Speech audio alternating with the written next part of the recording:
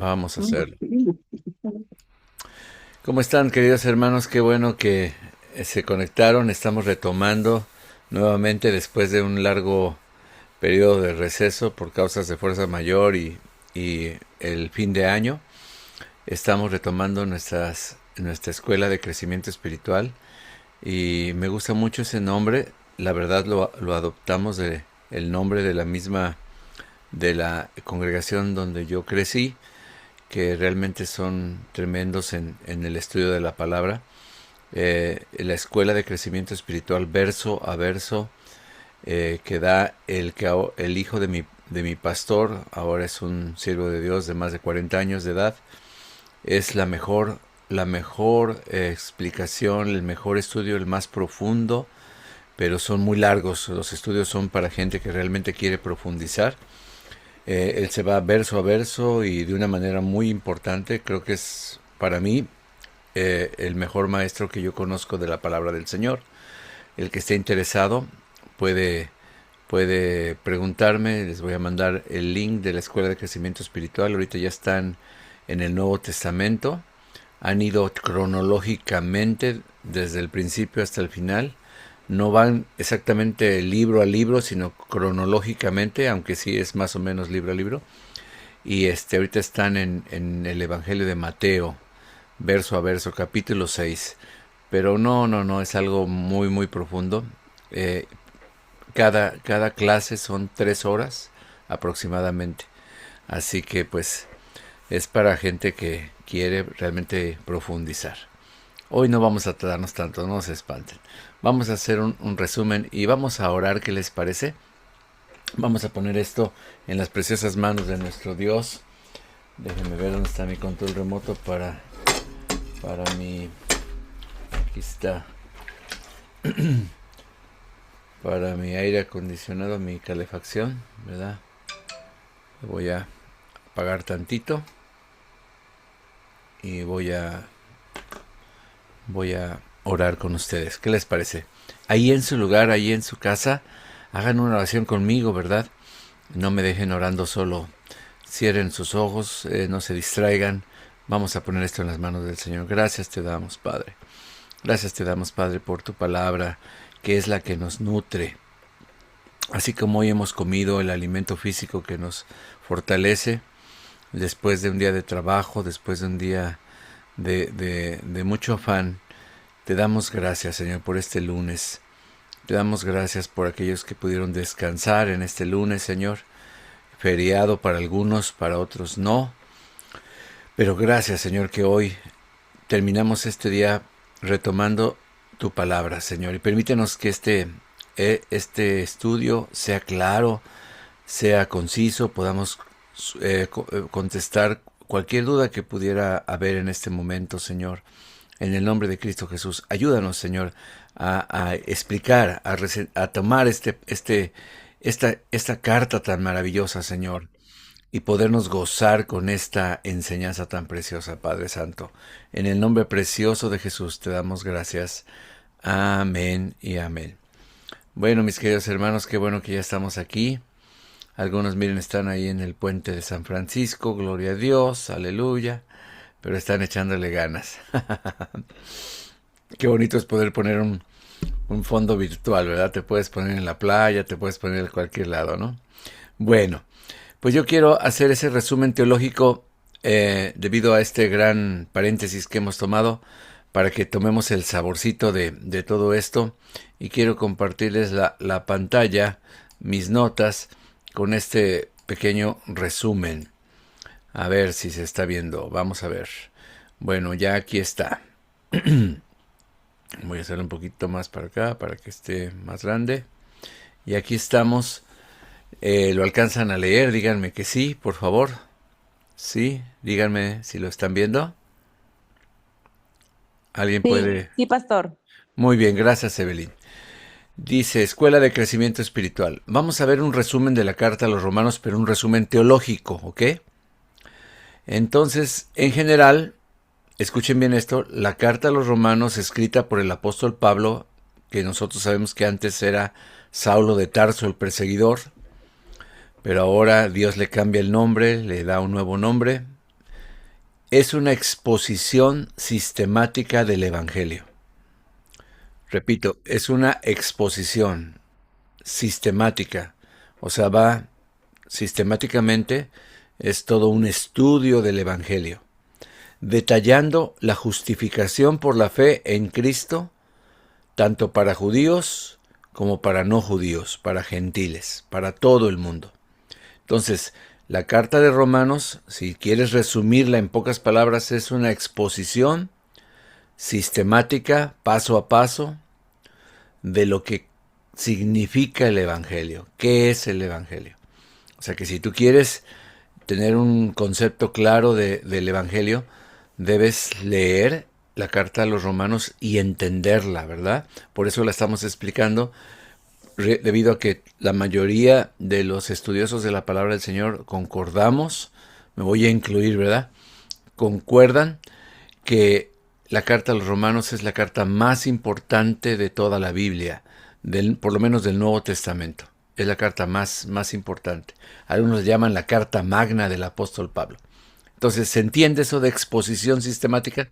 Acuérdense que exponer es sacar a luz, descubrir, como decimos nosotros, explicar de una manera sistemática, paso a paso, 1, 2, 3, 4, ejemplo 1, ejemplo 2. Es un sistema, exposición sistemática del Evangelio. Muy bien. Esta carta argumenta 5 cosas. La primera, la necesidad universal de salvación debido al pecado. Esto lo podemos encontrar del capítulo 1 al capítulo 3. Hermanos, todos tenemos necesidad de salvación, porque estamos perdidos. No es de que vamos a perdernos cuando nos muramos, nos vamos a ir al infierno y otros se van a ir al cielo, no. Ya estamos perdidos. El Evangelio comienza explicando la condición de las personas. No la salvación, sino la condición, ¿verdad? Sin embargo, en este en el capítulo 1 se habla de la premisa de toda la carta, ¿verdad? La declaración más fuerte que hay en la carta. Pero bueno, estamos resumiendo ahorita 6 cosas importantes de la carta. La necesidad universal para todos, de todas las edades, de todos los tiempos, la necesidad de ser salvo. ¿Por qué? Por el pecado. También, en segundo lugar, la gracia recibida mediante la fe. En los capítulos 4 al 5 se ve la gracia recibida, pero mediante la fe. Recuerden que gracia es un regalo que Dios da a los que no lo merecemos. Es un regalo totalmente inmerecido y que lo da porque quiere darlo, porque se le antoja, le place. Él desea salvarnos mediante la fe. Entonces hay un requisito y es la fe. La fe es la llave que abre la puerta a la salvación. La gracia solo se activa por medio de la fe. Eso lo vimos en los capítulos 4 y 5. La tercer argumento de esta carta es la vida transformada por el Espíritu. Capítulos 6 al 8. El Espíritu Santo que nos es dado debido a que Cristo resucitó y que nos envió del Padre y Él mismo nos envió su Santo Espíritu, es lo que nos transforma y es lo que nos permite, el que nos capacita, el que nos da la naturaleza divina para poder vencer la naturaleza pecaminosa, ¿verdad? En cuanto nosotros recibimos a Jesucristo como Señor y Salvador, el Espíritu Santo viene a morar en nosotros y a partir de ese día empieza a capacitarnos, nos da el poder, nos libera del dominio del pecado y nos da la fuerza para vivir una vida transformada, porque Él te regenera. No es que viene ahora a enseñarte a vivir bien, no, te hace otro hombre, te hace una nueva mujer. Y esa nueva mujer ahora sí tiene la capacidad de aprender a vencer el pecado. Por más esfuerzos morales, intelectuales que una persona quiera hacer para cambiar, si no tiene el Espíritu Santo, no lo va a lograr. Así que se argumenta la vida transformada. Aquí la palabra clave es transformación, ¿verdad? Lo voy a subrayar aquí. La transformación por el Espíritu Santo. Y en los siguientes capítulos, en el 9 al 11, vimos la soberanía divina, cómo Dios es soberano. Y Él decidió salvar a una persona llamada Abraham y de él hacer un pueblo. Se habla del destino de Israel.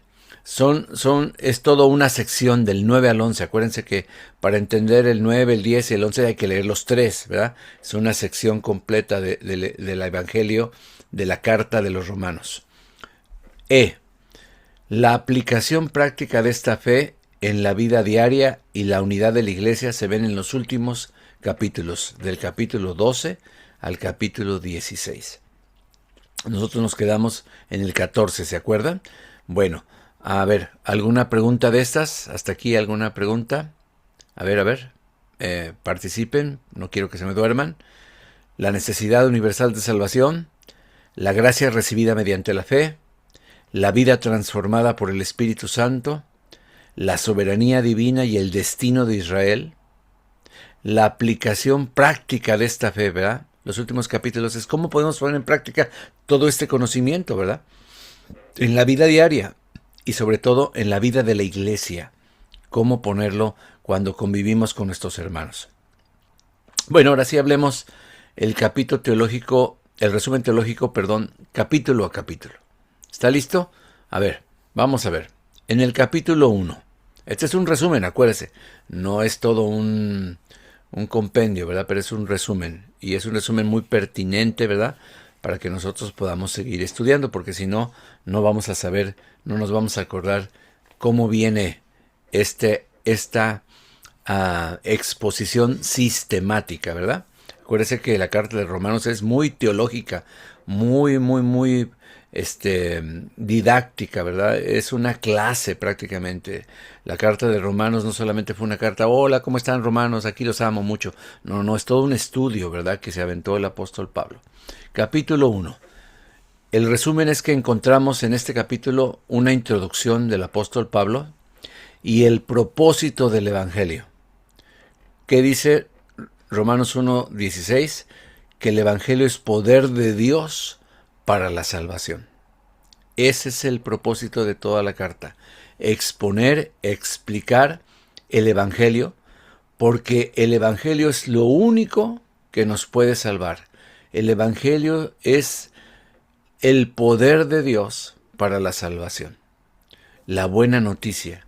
Dios tomó la iniciativa, tiene todo el poder para transformarnos, tiene todo el poder para rescatarnos de nuestra esclavitud al pecado, darnos una nueva vida. Por eso no me avergüenzo del Evangelio, decía Pablo, porque es poder de Dios para salvación a todo aquel que cree. Al judío primeramente, porque es el pueblo que Dios escogió, y también al gentil, ¿verdad? Y ya vamos a ver cómo Dios extendió la salvación a todo el mundo. Capítulo 2.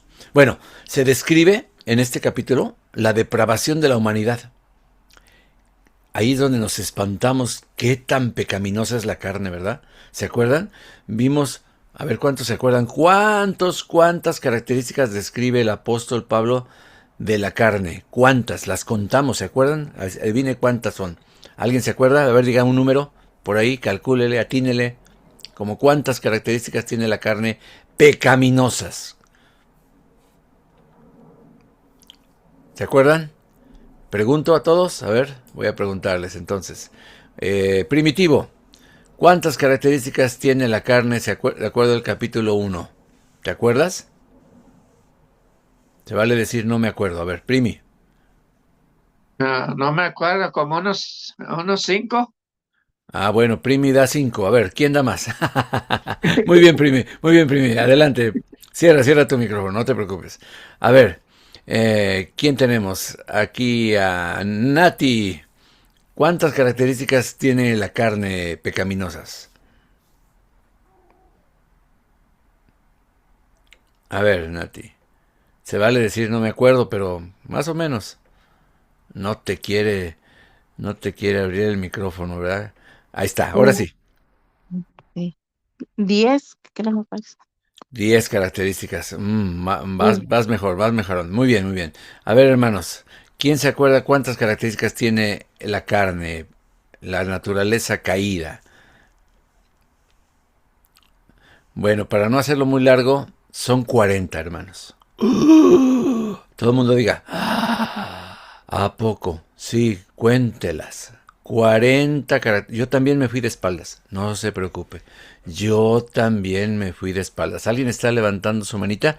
No sé si alguien tiene la mano levantada o fue que yo levanté mi mano y se marcó la mano levantada. Normalmente cuando uno levanta las manos enfrente de la cámara, el programa hace que se ponga una mano levantadita, porque también se vale en una clase levantar la mano y entonces el maestro sabe que alguien está levantando la mano.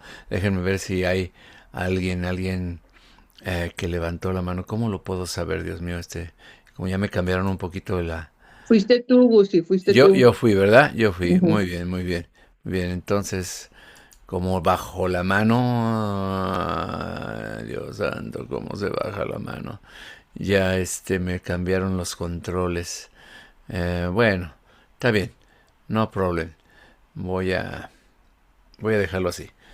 Así que si alguien levanta su mano, me dice en voz alta. Muy bien. 40 características, hermanos. Estamos demasiado depravados. En pocas palabras, no tenemos remedio. El hombre y la mujer no tiene remedio, no puede regenerarse por sí mismo por muchos esfuerzos, inclusive religiosos que haga, a menos que tenga un encuentro con el poder de Dios. El Evangelio es el poder de Dios para la salvación y eso implica una regeneración. Capítulo 2. Bueno, también vimos en ese capítulo 1 que la ira de Dios se encuentra contra la impiedad de todo aquel que rechaza la revelación natural. ¿Qué es la revelación natural? Dios demostró que existe en su naturaleza. La creación nos muestra a todos, los que somos humildes y los que somos sinceros, que tiene que existir un Dios. Así que no hay pretexto. Dios se ha revelado en la naturaleza misma. Así que Dios obviamente nos condena porque no hay nadie que pueda decir, yo no sabía que no había Dios. No, la misma naturaleza te dice, te grita que hay un Dios. Capítulo 2. En el capítulo 2 el resumen es que vimos el juicio sobre la hipocresía judía. ¿Te acuerdas que Pablo empezó a hablar con un judío hipotético? Se empezó a hablar al antiguo Saulo, ¿verdad?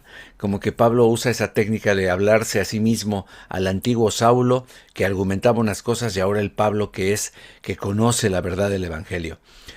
El judío muchas veces era y sigue siendo un hipócrita. Y sobre el moralista también. Acuérdate que después vimos al señor moralista, ¿no? Al que cree que se va a ganar la salvación por su buena conducta, pero realmente hay hipocresía porque nadie es perfecto y es moral en lo que le conviene, ¿verdad? Pablo argumenta que tener la ley no salva si no se cumple y que el juicio de Dios es imparcial, basado en la verdad, no en la etnia, no en la raza. No por ser judíos te va a salvar el Señor, no por ser mexicano o de alguna raza negra, india, lo que sea, las divisiones que el mundo haya querido hacer de nosotros, ¿verdad? Algunos dicen, somos la raza humana, ¿verdad? Pertenecemos a una sola raza, la raza humana. Y tienen razón, somos humanos y por lo tanto nuestra naturaleza está caída. Es hipócrita el querer ganarse la salvación moralmente porque siempre va a haber algo en lo que fallemos y eso nos descalifica. El juicio de Dios es imparcial, dice el capítulo 2, no es por la etnia, no es por tu origen racial. El capítulo 3 presenta la conclusión de la culpabilidad universal. ¿Qué dice la conclusión? Que no hay justo ni aún uno. No, lo podemos ver desde los niños, ¿verdad? Los niños empiezan a cierta edad a perder esa inocencia y a manifestar la naturaleza caída humana. En este capítulo se presenta la justificación por la fe en la sangre de Cristo como el único medio justo de Dios para perdonar. Dios dijo que sin derramamiento de sangre no había remisión de los pecados, no había el perdón de los pecados, porque el pecado era condenado con la muerte. Si no moría un animalito en tu lugar, morías tú. Por eso la justificación no se daba hasta que una persona sacrificaba a un animal en su nombre. Ponía las manos encima de esa palomita, de ese cordero, de ese becerro o de cualquier otro animal que Dios dictaminara que pudieras tú usar para redimir tu pecado. Sin embargo, la Biblia dice que en el Antiguo Testamento Dios solo cubría ese pecado. Como quien dice, ya no lo veía, pero ahí estaba. Cuando uno cubre con un mantel una mesa sucia, se ve limpia, pero por abajo está todo un desastre. No, la justificación por la fe en la sangre de Cristo Jesús borra el pecado, nos limpia completamente. Así que en el capítulo 3 se declara que no hay justo ni aun uno, pero se presenta la justificación por la fe. ¿Qué es la justificación? Que Dios te considera justo como si nunca jamás hubieras cometido un pecado. ¿Me estoy explicando? Te declara inocente porque alguien puso su justicia en ti, y ese es Cristo Jesús, ¿verdad? Toda la vida santa de Jesús, todas las victorias minuto a minuto que ganó Jesús contra el pecado, porque fue tentado en todo, pero nunca fue vencido. Él venció al pecado. Nos justifica si ponemos la fe en su sangre. La sangre del Cordero de Dios es la única que nos puede perdonar, no por las obras de la ley. No somos justificados por las obras de la ley, sino por el creer con fe, ¿verdad? Capítulo 4. El resumen teológico del capítulo 4 es este. Pablo presenta a Abraham como ejemplo supremo de justificación por la fe. Si hay alguien que es el padre de la fe y el que fue justificado no por sus obras, sino por su fe, fue Abraham. Claro que vas a decir, bueno, pero Santiago dice que las obras obraron junto a la fe. Claro, porque Abraham tuvo confianza en Dios, hizo todo lo que hizo. Las obras fueron después de la fe. La fe es la locomotora que hallaba. Las obras son los vagones, ¿verdad?, de esa locomotora. Las obras siguen a la fe, pero no son las obras las que nos llevan, las que nos salvan, es la fe. Así que Pablo presenta a Abraham como el padre de la fe. Abraham fue justificado por la fe, no por las obras de la ley, porque para empezar, pues todavía ni siquiera había una ley determinada. La ley vino muchos años después. Así que ni siquiera fue por la circuncisión. Dios hizo un pacto con Abraham de circuncidar a todos sus hijos primogénitos. Pero ni siquiera por la circuncisión es la justificación. Se establece que la fe es contada por justicia mucho antes de la ley. Cuando Abraham creyó, se le contó como justicia. Y eso que todavía no había muerto Jesucristo, y eso que todavía no había una plena salvación, pero todos los justos del Antiguo Testamento fueron salvados por su fe. Y cuando Cristo muere, se hace efectiva, completa esa salvación. Amén. Entonces, Abraham es el ejemplo que pone por excelencia en el capítulo 4 para explicarnos cómo fue posible que Abraham fuera salvo, no por las obras de la ley, sino por el creer a Dios. Le fue contado como una justicia. Fue justificado por la fe. Capítulo 5. Los frutos de la justificación, empieza el versículo 1 diciendo que justificados pues por la fe, lo que acababa de explicar en el capítulo 4, tenemos paz para con Dios. Acuérdese que la Biblia en Romanos nos demuestra que somos enemigos de Dios. Mire qué chistoso. Cristo no vino a salvar a sus amigos. Jesucristo dejó su trono para salvar a sus enemigos. Éramos enemigos de Dios. Alguien puede decir, no, pues yo nunca, yo no era enemigo de Dios, o sea, yo, pues, no seguía sus mandamientos, pero pues Dios me caía bien, o sea, no es cierto. La Biblia declara que cuando nosotros andamos viviendo en pecado somos enemigos de Dios. Somos declarados y vistos como enemigos. Bueno, pues el justo vino por los injustos. El que nunca había pecado vino por los pecadores. Y Cristo vino a morir por nosotros, sus enemigos. Pero a través de la fe en su sangre somos hechos amigos de Dios. Paz con Dios. Habla de que los frutos, los resultados de la justificación en Cristo es, número 1, paz con Dios, número 2, gracia y esperanza. Tenemos esperanza de vida eterna. Se desarrolla en este capítulo el contraste, la diferencia entre Adán. ¿Cuál fue el resultado de la vida de Adán, la caída de Adán?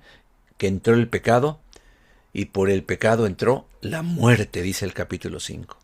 Y eso se fue pasando de generación a generación a través de los padres. Los padres somos los que transmitimos el pecado.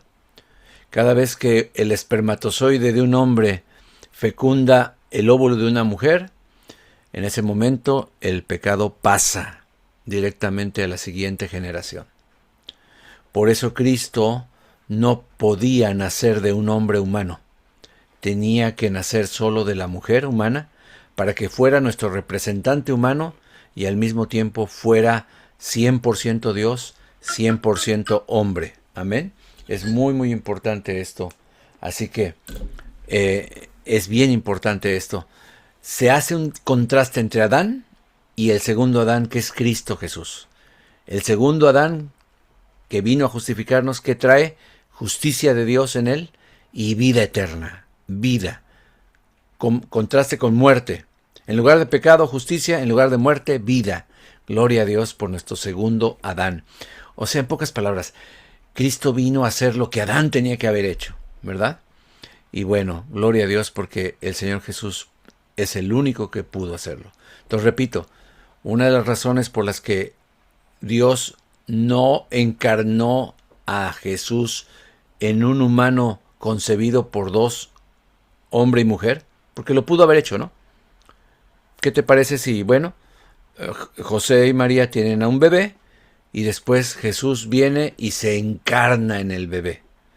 Lo pudo haber hecho, pero eso no lo hizo. En primero porque Dios no aprueba esto. No existen esos espíritus que vienen y encarnar y que tu abuelito está en ti y eres la encarnación de no sé qué, Evelyn tercera, ¿verdad? No, nada de eso. Eso no es el método de Dios. Así que Cristo se hizo hombre, pero el Espíritu Santo fue el que puso la vida en el óvulo de María, y por eso es la combinación perfecta, porque Cristo es el único varón que ha caminado en este mundo que no trae la herencia del pecado. Amén. Capítulo 6. El capítulo 6 está tremendo porque nos habla de la santificación. Perseveraremos en el pecado solo porque la gracia es maravillosa, y para que abunde más gracia, pues pequemos más, para que entonces se muestre más la gracia de Dios. De ninguna manera, dice el apóstol, ¿verdad? En el capítulo 6 nos habla de que si ya somos salvos, liberados, no nos dejemos gobernar otra vez por el pecado como si fuera nuestro dueño, ¿no? Entonces, el bautismo en Cristo significa morir al pecado, vivir para Dios. ¿Se acuerdan qué significa? Por eso el bautismo es por inmersión, porque representa. ¿Qué representa? ¿Alguien me puede decir qué representa el bautismo? Rápidamente. ¿Qué representa el bautismo para el cristiano? ¿Qué es el bautismo para el cristiano? A ver. ¿Quién me quiere La ayudar? muerte de nuestra vieja naturaleza. La muerte de nuestra vieja naturaleza. Más que eso. Va bien, pero falta un elemento muy importante, el bautismo. A ver, Angelito Beltrán, ¿me puedes ayudar? ¿Qué opinas? Me agarró, pero Lo agarré en ni el la cuadra. postre. Lo agarré en el postre. Bueno, les voy a ayudar. A ver, ¿quién me puede ayudar? Veo también a Enriquito que anda por ahí, Es gloria a muerte, Dios. pero a la vez resurrección también. Vas bien, pero no. Hay algo más así, claro. particular, el bautismo. A ver si me ayudan. A ver si se atinan. Ahí está por ahí. ¿Arrepentimiento de nuestros pecados? ¿Mande usted? ¿Arrepentimiento de nuestros pecados? Sí, bueno, sí. Está tipificando el fruto de nuestro arrepentimiento. Por eso queremos seguir a Cristo. Queremos Na- morir al pecado. ¿Pero qué es el bautismo? Acuérdense. ¿Nacer de nuevo? No, no, sí, sí y no. No es lo que estoy buscando. A ver, acuérdense. Morir al hombre viejo. Eh, sí, ya estamos muertos. A ver, les voy a ayudar. ¿Qué se hace con un muerto? Lo entierran. Enterrar En- el pecado. Entonces, ¿qué es el bautismo? ¿Enterrar el pecado? Enterrar al que se murió. Es la sepultura del que se murió. El bautismo es sumergir. Cuando se sumerge una persona, se está enterrando en agua, por así decirlo, al muerto. Porque un muerto tiene que enterrarse, ¿verdad? Pero para que no me acusen de asesinato, primero tiene que estar muerto. Porque si yo entierro un vivo, es asesinato, ¿verdad? Lo voy a matar ahí en el cofre, ¿verdad? No, ¿qué se le hace a los muertos? Se sepultan. Entonces el bautismo es la sepultura del viejo hombre. A ver, apúntelo por algún lado, ¿verdad? La próxima vez que yo le pregunte qué significa, qué tipifica el bautismo, es la sepultura de ese viejo hombre. Por eso no se puede bautizar a alguien que no ha recibido a Jesucristo como su Señor y Salvador, aunque a veces nos engañan, ¿verdad? Y creemos que la persona ya recibió a Cristo y se quiere bautizar, pero a veces es un bautismo emocional. Y bueno, ¿qué pasa ahí? Pues solo se remojó el vivo. Sigue vivito y coleando. No ha sido regenerado. Todavía es 100% naturaleza humana, nada más que colmilluda, ¿verdad? Religiosa, aparente. Por eso el capítulo 4 nos habló de la hipocresía, ¿verdad? De la hipocresía. Por eso tengamos cuidado. No, cuando somos salvos, cuando ya nuestro viejo hombre fue crucificado con Cristo, el bautismo es la sepultura de ese hombre, como diciendo, aquí terminó completamente. Cuando vas a un entierro o a un crematorio, vas a despedir completamente a esa persona, ¿verdad? Ya está muerta, pero la sepultura es el sefiní, rip, descansa en paz, como dicen los americanos, ¿verdad? Entonces el bautismo tipifica la sepultura del viejo hombre muerto. Pero cuando sales del bautismo, entonces sí, tienen toda la razón, es la resurrección. Cuando sales del bautismo, porque acuérdense que bautizar es sumergir, bautizar es empapar, bautizar es saturar de agua. Entonces bautizar es meter en el agua completamente, y eso es la sepultura. El bautismo termina cuando sales del agua, y cuando sales del agua sale Cristo en ti. Ya no vives tú, vive Cristo en ti. Y lo que ahora vives en este cuerpo, lo vives por la fe del Hijo de Dios, el cual se entregó a sí mismo por ti. Amén. Entonces el bautismo en Cristo significa morir al pecado y vivir para Dios, ya no bajo la esclavitud del pecado, ahora vamos a vivir bajo la gracia. Ahora, ¿eso significa que ya no vamos a pecar? ¿O que ya no tenemos la posibilidad de pecar? Pues no, ¿verdad que no?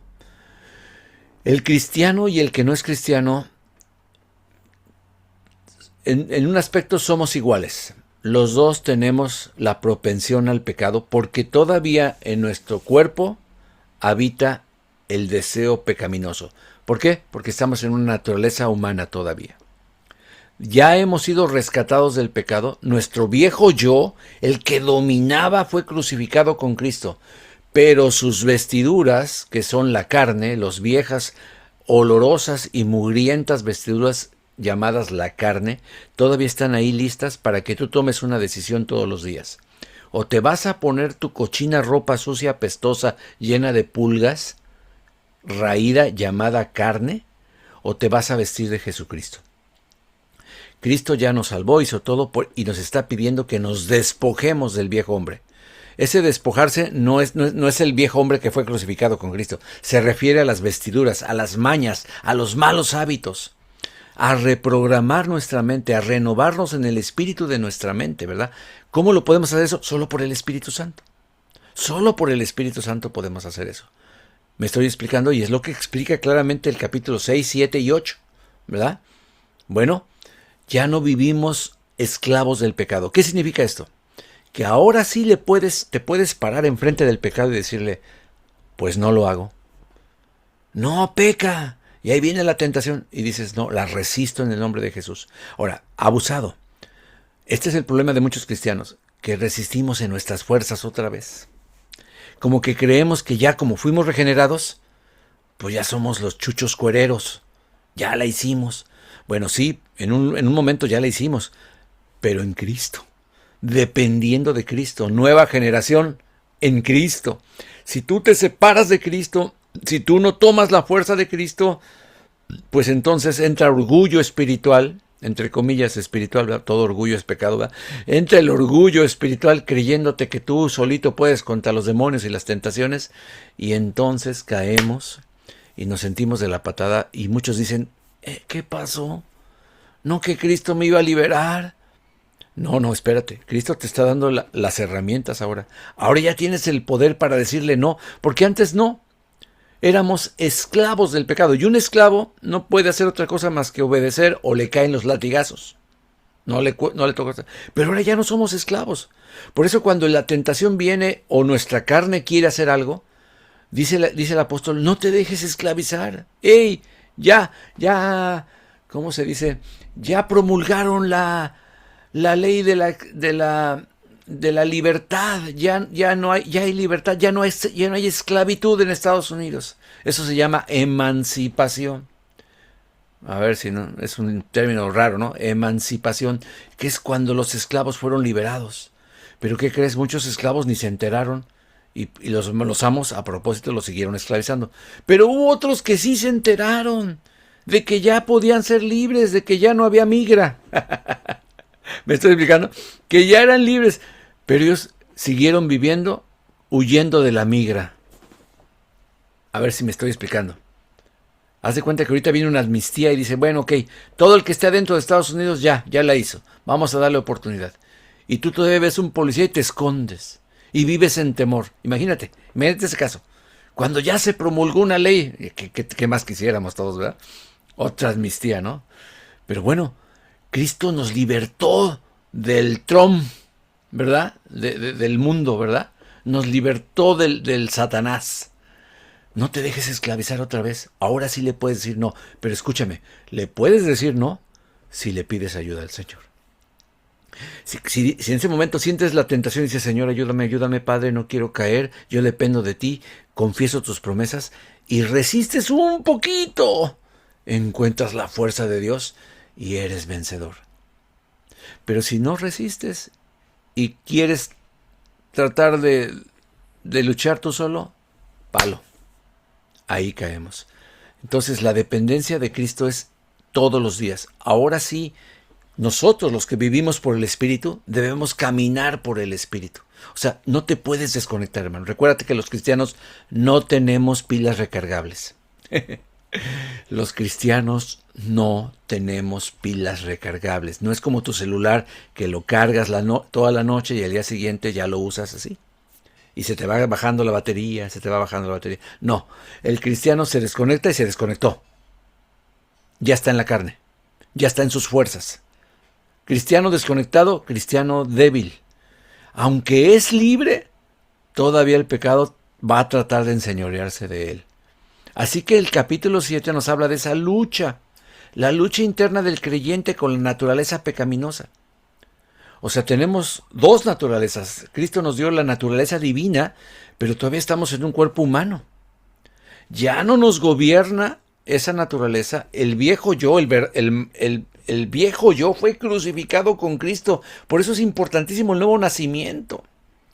Pasar de las tinieblas a la luz. Ya no estamos en las tinieblas, estamos en la luz. Pero ten cuidado, porque si no dependemos del Señor y no somos obedientes y no nos santificamos, no dejamos que el Señor, no cooperamos. Ayer les prediqué de las aves, de las hierbas y las piedras. Eso nos toca a nosotros, hermano. Quítese de vosotros toda ira, toda gritería, toda maledicencia, todo esto. Quítese. Vístete de Cristo. Ningún versículo de esos dice que Cristo te va a vestir. Ningún versículo de esos nos dice que Él va a venir a quitarte todo, aunque se entiende la metáfora. Él es el que nos quita el pecado, gloria a Dios, sí, pero tu disposición, tu pegarte, tu conectarte ahorita en Zoom a la clase de Romanos, le está diciendo a Dios, te necesito. Porque el que no se conectó, ¿sabes qué está diciendo? Si no es por causa de fuerza mayor, el que no se conectó inconscientemente, indirectamente le está diciendo a Dios, yo no necesito palabra, yo no necesito conectarme, yo no necesito estar en comunión con mis hermanos.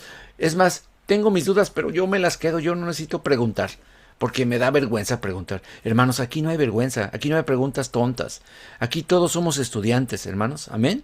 Así que, aunque yo soy el pastor, pues nada más por función, pero todos estamos aprendiendo del pastor de pastores, que es el Señor Jesús. Entonces hay una lucha interna y habla del papel limitado de la ley. O sea, la ley ayuda, ¿verdad? Revela el pecado. Mira lo que dice. Revela el pecado.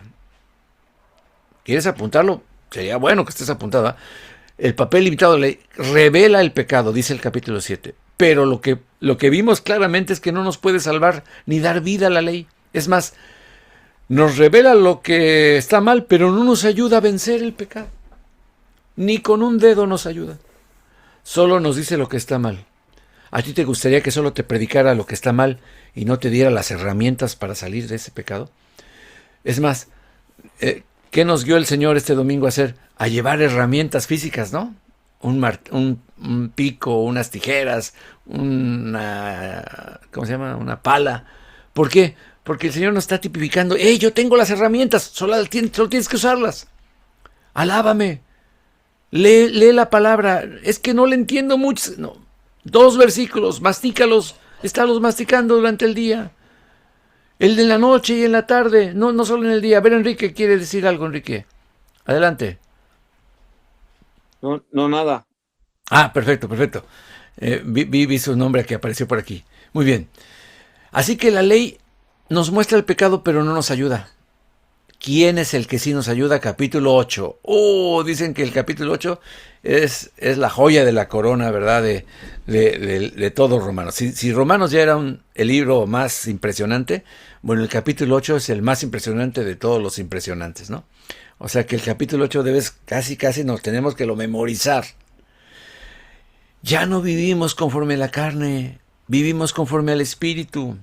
Acuérdese que no significa que ¿por cuál voy a vivir? ¿Por la carne o por el Espíritu? No. Los que somos del Espíritu somos los que somos cristianos. Pero tú decides si te vas a poner tus harapos de carne. Pero la vida en el Espíritu es una vida de libertad, de bendición. Hay libertad en la casa de Dios, cantamos. Y está basado en su palabra. Donde está el Espíritu de Dios, ahí hay libertad. Lo cual no significa que no va a haber una lucha. Ya vimos la lucha del capítulo 7. Miserable de mí, decía, ¿quién me va a librar de este cuerpo? Bueno, un día ya no tendremos este cuerpo. Muchas veces nos entristecemos cuando alguien parte de este mundo. Pero si partió en Cristo, es una gran victoria. ¿Sabes por qué? Porque ya está libre de este cuerpo que siempre está luchando contra la ley de Dios, que siempre nos está llevando a los placeres temporales del pecado. La vida en el Espíritu es un adelanto, hermano, de la vida en el reino de Dios, en el cielo. No hay condenación para los que están en Cristo, lo determina el capítulo 8. ¡Oh, qué maravilloso! Cuando te sientas condenado porque la regaste, pide perdón al Señor. Una cosa es que el Espíritu Santo te redarguye de pecado y te dice, hijo, ven a lavarte. Está mal lo que hiciste. La próxima vez pídeme ayuda, obedéceme lo que te estoy diciendo. A la primera, hijo, no es a la segunda. No es cuando tú quieras, es cuando yo te digo, cuando te llamo a hacer un alto en el camino, vete al baño, haz un alto, clama a mí, Cántame una alabanza, apréndete los cantos, no dependas del PowerPoint los domingos. Y el Espíritu Santo nos está llevando a glorificarle, porque es bien difícil chiflar y comer pinole, ¿verdad? ¿Qué significa lo que estoy diciendo? Cuando tú adoras a Dios, es bien difícil estar con tentaciones pecaminosas. Cuando en todo lo puro, en todo lo amable, en todo lo que es digno de alabanza, en todo eso pensamos, pues es más, ocupamos nuestra mente en algo, ya es más difícil estar ocupando en otras cosas, ¿verdad? Así que no hay condenación para los que están pegados con Cristo Jesús. En este capítulo se nos garantiza la adopción. Somos hijos adoptivos, hijos de Dios. Se nos garantiza que el Espíritu nos va a ayudar en nuestra debilidad. Hermano, gózate. Cuando te sientas más débil, alégrate, porque ahí es donde Dios quiere glorificarse. Muchas veces los cristianos nos deprimimos cuando nos sentimos débiles. Y sabes una cosa, el capítulo 8 nos dice que es al revés. Gloríate en tu debilidad, porque entonces reposará sobre ti el poder de Cristo. Cuando veas el poder de Dios y digas, wow, ¿cómo pude vencer esto? Te vas a dar cuenta, ups, no fui yo, fue el Espíritu Santo. ¿Cómo pude callarme este enojo, esta grosería que iba a decir, esta ira que iba a brotar? El Espíritu Santo empezó a salir y venció en el nombre de Jesús. Hay una garantía de ayuda en la debilidad. También se nos habla de la soberanía en la salvación y la seguridad inquebrantable del amor de Dios. ¿Quién nos separará del amor de Dios? Hermano, cuando Dios te adopta, escúchame, es maravilloso porque la adopción como... Mira, alguno diría, híjole, no, yo fui adoptado. A lo mejor alguno de nosotros pasó por esto o no tuvo cerca a sus padres biológicos y se siente mal. Pero ¿sabes qué? Son más afortunados los hijos adoptivos que los hijos naturales. ¿Sabes por qué? Porque el hijo natural, bueno, nació, nadie lo pidió, llegó solo. Pero cuando alguien adopta a otro, lo escoge. Entre todos los que estaban en ese orfanato, tú decidiste por esa persona, por esa niña, por ese niño. Por eso cuando Dios dice que somos adoptivos, hermanos, que somos escogidos, somos especiales. No nos va a desechar, Él mismo nos escogió. Entonces es imposible que vivamos separados del amor de Dios. El amor de Dios, ni lo alto, ni lo bajo, ni principados, ni potestades, ni lo presente, Donald Trump, ni lo porvenir, el próximo presidente, ni nada nos podrá separar del amor de Dios, que es en Cristo Jesús, Señor nuestro. Bueno, y los capítulos en los que nos quedamos es el bloque, bueno, no, ya pasamos el bloque del 9 al 11, perdón, me falta. En el 9 al 11, el apóstol Pablo trata el misterio de la incredulidad de Israel. ¿Cómo es posible que Israel fue incrédula, no? ¿Cómo es? ¿Qué tengo aquí? Es una raya que marqué con mi dedo. Déjenme quitarla, a ver cómo la puedo quitar. Bueno, ya. ¿Dónde están las anotaciones aquí? Voy a borrar todo. Clear all dragon. Ahí está, ya quité la rayita que estaba ahí. Dije, ¿qué es esa raya? ¿Qué es esa raya? Es que tocas la pantalla y si es touch, esa se marca. Bueno. Muy bien, el apóstol Pablo trata el misterio de la incredulidad de Israel. ¿Cómo es eso? ¿Por qué falló Israel? Todas las promesas eran para él. ¿Cómo que no recibió a su propio Mesías? Bueno, no lo recibió, pero eso estaba planificado para que nos incluyera, ¿verdad? Para que las ramas del olivo natural fueran desarraigadas por su pecado y nosotros que éramos el olivo silvestre, el olivo agrio, ¿verdad? Fuéramos injertados en el olivo de Dios, ¿verdad? Y entonces diéramos fruto maravilloso, fuéramos salvos los que originalmente no estábamos contados como pueblo de Dios. En esta sección del capítulo 9 al 11, el apóstol defiende la fidelidad de Dios a sus promesas. Dios es fiel, no va a dejar de cumplir sus promesas, explicando que al final todo Israel será salvo. Pero acuérdate que en el capítulo 9 se nos dice que no todo el que es israelita es Israel, o al revés, ¿verdad? Entonces tenemos que tener cuidado con esa expresión. Ahorita es cuando más judíos y israelitas se están convirtiendo, gracias a Dios, poco a poco. Bendito sea Dios. Hay hermanos judíos ahora que tienen tan claro el Evangelio más que nosotros los gentiles, ¿verdad? Porque ellos lo vivieron desde ahí y ya cuando Dios les revela, hermanos, es una sabiduría maravillosa la que tienen estos hermanos. Bueno, vamos al capítulo 9.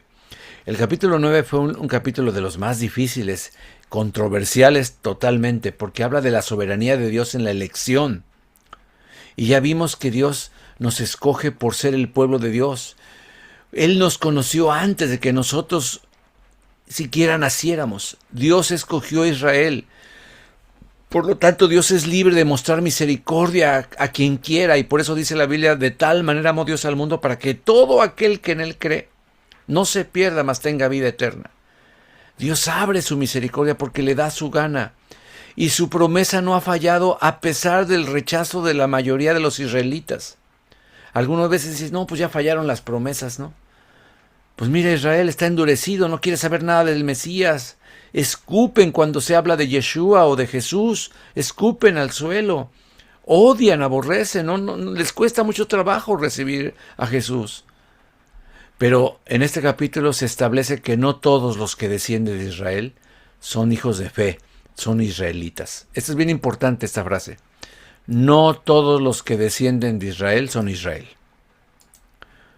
Así que no es por etnia, no es por raza, es por la fe. Es por la fe. No hay dos pueblos, hermano. Hay un solo pueblo. Nosotros fuimos injertados en ese pueblo. Somos el Israel espiritual de Dios. Y si tienes antisemitismo por las atrocidades que hacen los soldados israelitas y demás, separa.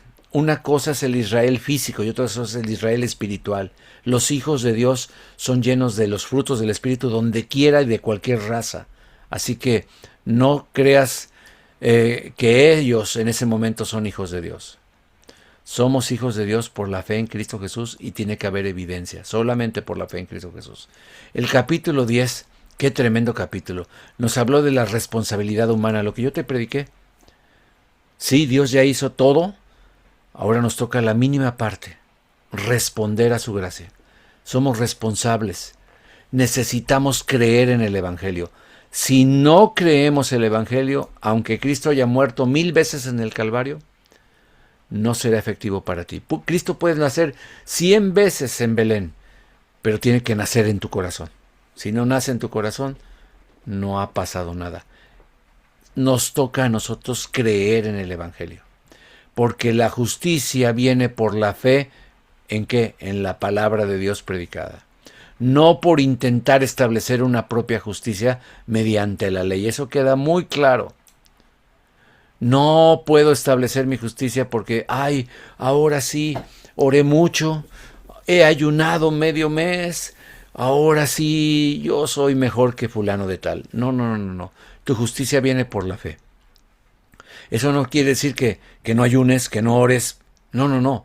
Tú vas a hacerlo porque quieres estar con Dios, como respuesta a la gratitud. Por eso el cristiano que se enfría porque olvida el amor de Dios. Se enfría porque olvida la purificación de sus antiguos pecados.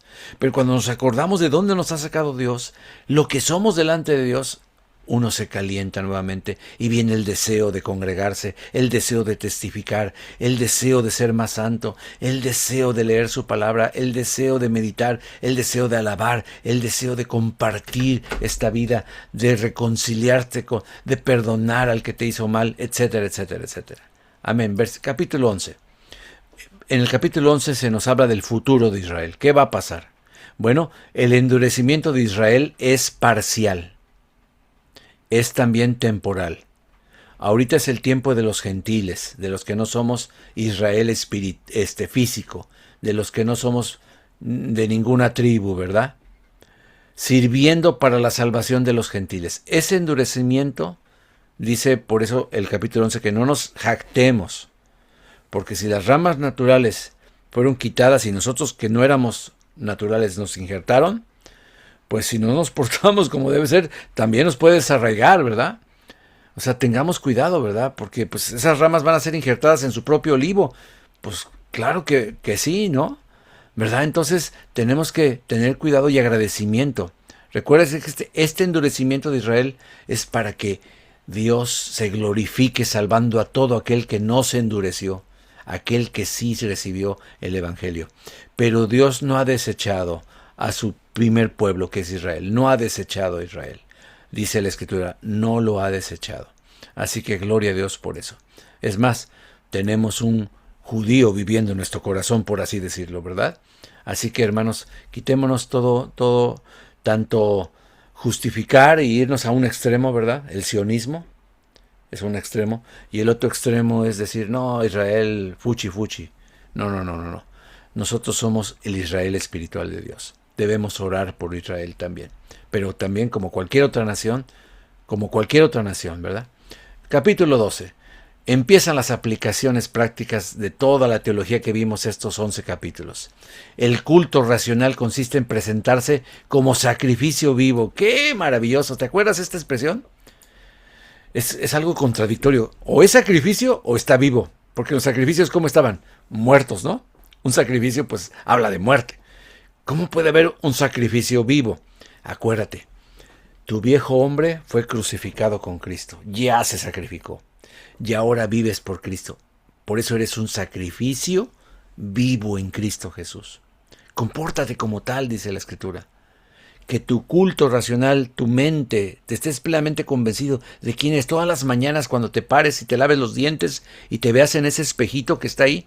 Espejito, ¿quién es el más bonito? No, en ese momento tú te estás lavando los dientes, te estás mirando y lo que estás viendo ahí es un milagro. Lo que estás viendo es una persona que fue regenerada, transformada. Comportémonos como un sacrificio vivo. En este capítulo 12 hay una exhortación al uso de los dones espirituales, a usar nuestros dones espirituales, a amarnos sinceramente, a tener una conducta ética, una conducta que corresponda a un hijo de Dios, ¿verdad? La verdadera moralidad, que es la de la palabra del Señor, ética cristiana, ¿verdad? Qué triste es cuando uno que se dice cristiano es un fraude, es un fraudulento, es un tranza, es un incumplido. Acuérdese de la predicación que nos predicó el hermano el domingo antepasado. La fidelidad, ¿cómo se manifiesta? Nuestras promesas las cumplimos. O sea, la aplicación práctica de la vida cristiana.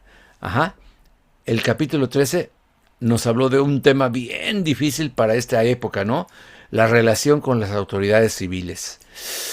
¿Y cómo cuesta obedecer a las autoridades civiles que no son hijos de Dios y que andan haciendo de las suyas, muchas veces injustamente?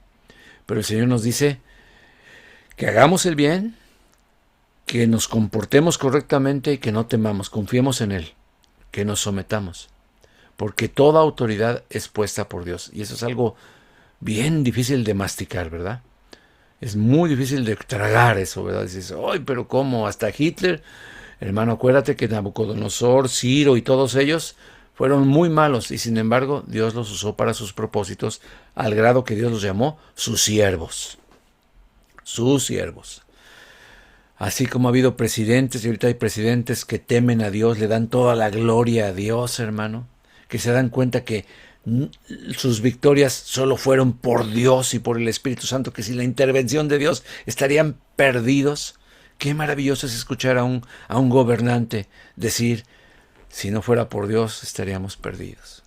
Y eso que todavía no tienen el Evangelio, ese que todavía no conocen, pero por lo menos se dan cuenta, Dios los está tocando. Oremos por esos. Necesitamos más gobernadores, alcaldes, magistrados, jueces, presidentes que teman a Dios, que le den la gloria a Dios.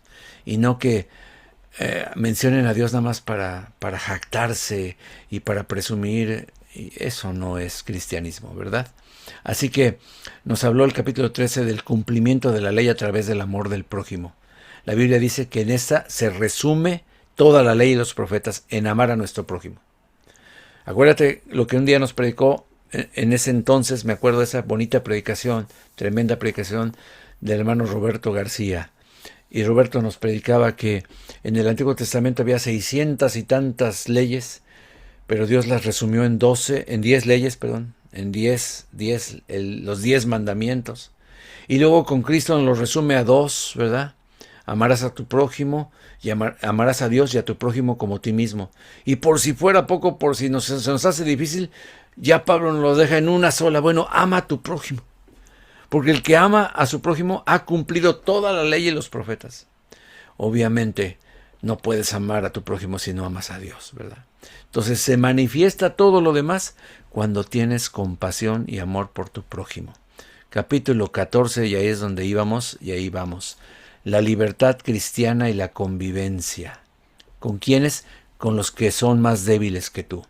Se nos dan claras instrucciones para no juzgar a los que llama Pablo débiles en la fe. Débiles en la fe. Y evitar a toda costa tropezar a nuestros hermanos por temas de comidas o por temas de días festivos, días sagrados del judaísmo, ¿verdad? Acuérdate que las fiestas del Señor son del Señor, no son de los judíos. Dios puso sus mandamientos, pero en Cristo Jesús hay una libertad maravillosa. Quien se quiere congregar el día sábado, bendito sea Dios, no pasa nada, qué bueno. El que se quiere congregar un jueves, ese va a ser su día. Nosotros los cristianos, por tradición y porque así lo vemos en la Escritura, acostumbraban reunirse el primer día de la semana, ¿verdad? Que es domingo, ¿verdad? Pero no hay condenación de ningún tipo, ¿verdad? Nosotros los maduros podemos saber que podemos ser libres, ¿verdad? Aunque hay recomendaciones sanitarias en la palabra de Dios, ¿verdad? Y entendemos que no toda la comida es comida, ¿verdad? Así como no todos los de Israel son israelitas, ¿verdad? Pues el azúcar refinada, pues no es comida, no es veneno, pero pues sabe bien rico, ¿no? Entonces no lo comemos, ¿verdad? No te vas a condenar si tú comes azúcar, no te vas a condenar, no te vas a ir al infierno. Pero, hermanos, seamos sabios, ¿no? Entonces en los temas de comida, sobre todo en ese momento, acuérdate, vimos el contexto, ¿no? Acuérdate que hay que interpretar todo en el contexto. Si te perdiste las explicaciones, pues ahí están grabadas, ¿verdad? Ahí nos quedamos y vamos a entrar en este día, pues ya es un poco tarde, pero vamos a hablar los primeros 6 versículos del capítulo 15. ¿De qué habla el capítulo 15? El resumen es esto. El ejemplo de Cristo sobre la unidad entre judíos y gentiles. Pablo expone sus planes misioneros y su deseo de visitar Roma tras llevar una ofrenda a Jerusalén. Pero nada más vamos a leer por hoy los primeros 6 versículos. ¿Qué te parece? Vamos a compartir la pantalla en Romanos capítulo 15, que ahí es donde vamos a empezar. Y aquí tengo yo 3 versiones muy bonitas para leerlas, compararlas un momentito y despedirnos porque ya es un poco tarde y queremos que esta clase no dure mucho tiempo, ¿verdad? Para que se animen todos. Hoy no los dejé participar mucho porque es un resumen, pero acuérdense que de ahora en adelante todos vamos a participar, vamos a estar leyendo, vamos a estar apuntando y preguntando. No quiero que nadie se me duerma. Agarre siempre su cafecito, píquese las costillas, dese 2 trancazos en la cara, no se deje dormir, no dormite, porque si no se la pierde. Así empieza el capítulo 15. Aquí tengo la Reina Valera contemporánea. A ver si la estamos viendo. No la estamos viendo, ni me dice nada, gandallas, ¿eh? A ver, ni me están diciendo nada. A ver, vamos a ver. Aquí dice share. Hago share aquí. Y aquí está. ¿Verdad? Hasta que me di cuenta que no estaban viendo nada. Cuando no vean nada, rápido. Están dormidos, ¿verdad? Están medio dormidos todos ya. No se preocupen. Nada más vamos a leerlos hoy. Y la próxima vez los vamos a explicar. Vamos a ver. Comienza el capítulo 15, versículo 1. Así que, los débiles, los fuertes, capítulo 14, ¿verdad? Así que los que somos fuertes debemos soportar las flaquezas de los débiles, en vez de hacer lo que nos agrada. Otra versión dice, la Nueva Biblia de las Américas, nosotros los que somos fuertes debemos sobrellevar las flaquezas de los débiles. Soportar, sobrellevar. Y no agradarnos a nosotros mismos. En otras palabras, no debemos agradarnos solamente a nosotros mismos. Ser sensible, considerado para los débiles, dice la Nueva Traducción Viviente. Muy bien, versículo 2. Cada uno, ¿qué significa eso? Pues que es en particular, todos, pero cada uno, no todos en bola, cada uno de nosotros debe agradar a su prójimo en lo que es bueno. Tampoco vamos a darle por su lado al débil, y si está haciendo cosas de débil, ay, sí, no. O sea, está hablando en lo que es bueno, en lo que es de edificación. Dice, con el fin de edificarlo. Ese es el fin. Debemos agradarlo, pero con el fin de edificarlo, ¿verdad? No es darle por su lado, es edificarlo. Dice, cada uno de nosotros agrada a su prójimo en lo que es bueno para su edificación. Deberíamos ayudar a otros a hacer lo que es correcto y edificarlos en el Señor. Amén. Ya la está interpretando. Acuérdense que la Nueva Traducción Viviente es una traducción pensamiento, no, uno es frase por frase, pensamiento por pensamiento. ¿Ok? Pensamiento por pensamiento. Muy bien. Versículo 3. Palabra por palabra. Idea por idea. Porque ni aun Cristo se agradó a sí mismo, sino que, como está escrito, las ofensas de los que te insultaban cayeron sobre ti. La Reina Valera dice, los vituperios. ¿Qué es un vituperio? Una ofensa, una burla. Las ofensas, los vituperios de los que te vituperaban, de los que te insultaban, cayeron sobre mí, dice la Escritura. Cristo tomó esas ofensas. Mira, hermano, Cristo se hizo débil a los débiles. Nos tuvo que hablar con palitos y bolitas. Nos tuvo paciencia, hermano. Nos tuvo paciencia.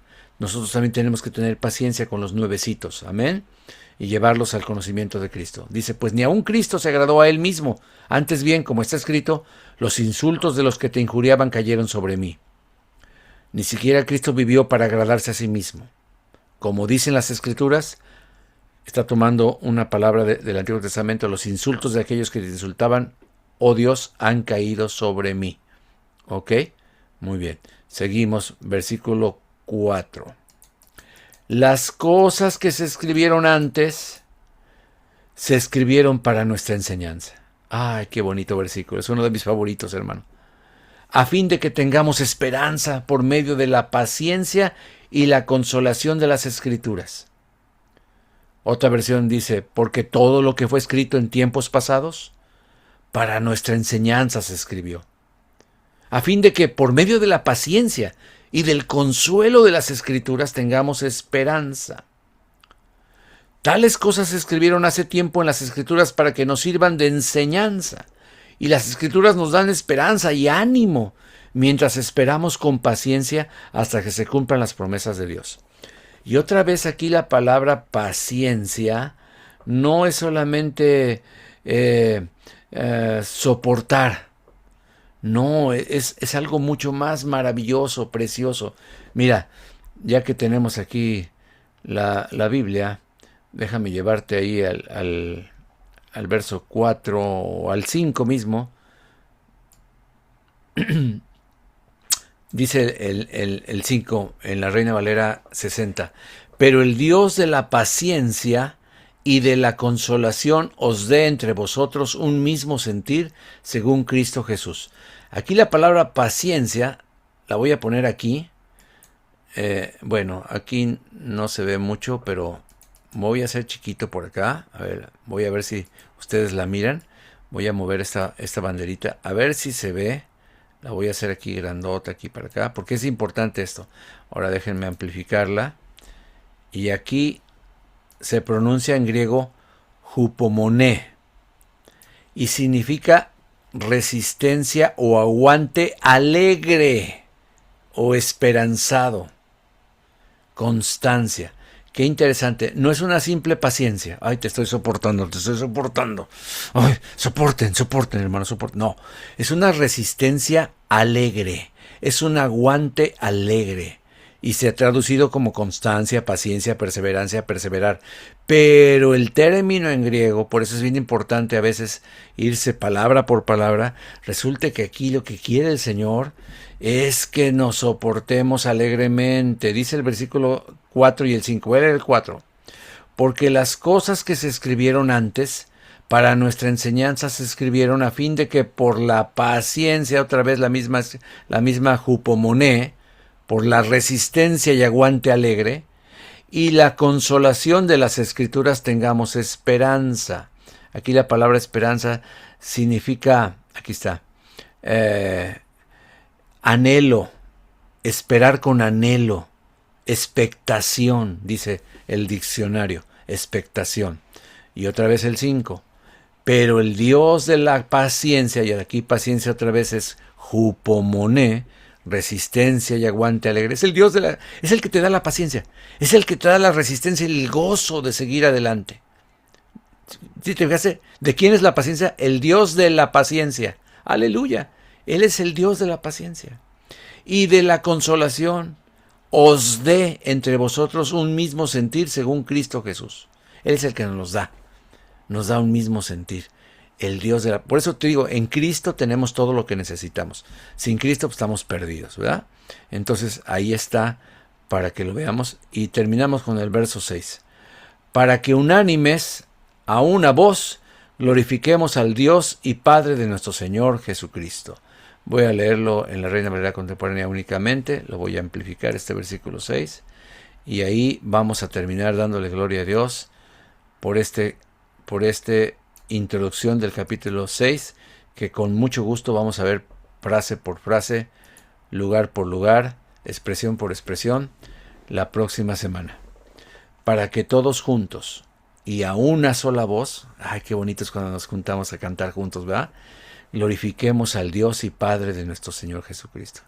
¿Quién quiere darle gloria a Dios? ¿Quién quiere abrir su micrófono y decir, yo quiero darle gloria a Dios? A ver, un voluntario.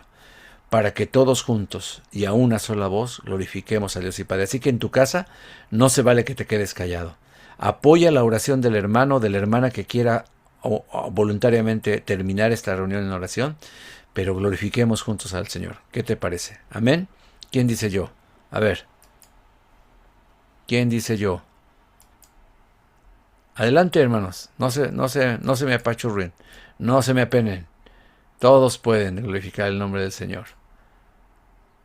Ya se durmieron. ¿No? Amén, ¿No? amén. Amén. Sale pues. Vamos Señor, a te glorificar el damos nombre del Señor. gracias. Te damos gracias, Señor, por este resumen que, Señor, nos refresca lo que hemos aprendido en estas últimas semanas, meses. Ayúdanos, Señor, a glorificar tu nombre siempre, Señor. A que tu nombre, Señor, sea exaltado donde quiera que vayamos, Señor. Que como dice este último versículo 6, Señor, todos juntos, Señor, en una sola voz, como un solo hombre, Señor, glorifiquemos, Señor, tu nombre. Glorifiquemos, Señor, tu obra. Mi Dios, que nuestra manera de movernos, de andar en el mundo, Señor, vean, Señor, la gloria de Dios sobre nosotros, Señor. Líbranos, Señor, de poner, Señor, en vergüenza tu nombre. Al contrario, Señor, queremos que seas glorificado en los más mínimos detalles de nuestra vida diaria, Padre. Ayúdanos, Señor, en el nombre de Jesús, que tu Espíritu Santo nos guíe, Señor, que tu Espíritu Santo nos redarguya, mi Dios. Te necesitamos tanto, Señor. Ayúdanos, Señor. En el nombre de tu Hijo Jesucristo te lo pedimos, Señor. Amén. Y ahora sí todos a una sola voz desmuten su micrófono y que se oiga un relajo, pero vamos a decir, gloria sea el nombre de Jesús. Bendito sea el nombre de Cristo Jesús. Bendito sea el nombre de Cristo Jesús, Señor. Te glorificamos, Señor Jesucristo. Gloria a tu nombre, Señor Te damos la Jesús. honra y la gloria, Gloria a Padre. ti, Señor Padre, Jesucristo. Te adoramos, Señor. Padre Santo, Muchas te alabamos, gracias, Señor. Gracias, Nos Toda la liberaste, honra y nos la gloria sea salvaste. para ti. Toda la gloria, toda la honra sea Toda a la ti, honra y la Señor. gloria sea para ti. Toda la sea toda la alabanza. alabanza, toda la gloria, toda la Señor, gloria, y al toda la Señor. honra de Dios. Bendito sea tu nombre. Gracias, Señor, te damos. Glorificado. Gracias. Amén, Señor. Dios los bendiga, hermanos preciosos. Dios me los bendiga mucho. Buenas noches, Dios los bendiga. Buenas noches. Buenas noches, Dios les bendiga a todos. Buenas noches. Amén. Mañana, mujeres, en la oración a las 7:30. Por Adiós. Zoom, no lo olviden. Mañana las mujeres en oración, 7:30 por Zoom. Bendiciones a todos. Bye. Gracias, bye. Bye, bye. Buenas noches. Mano, vi. Bye, bye, Yes. bye. Ah,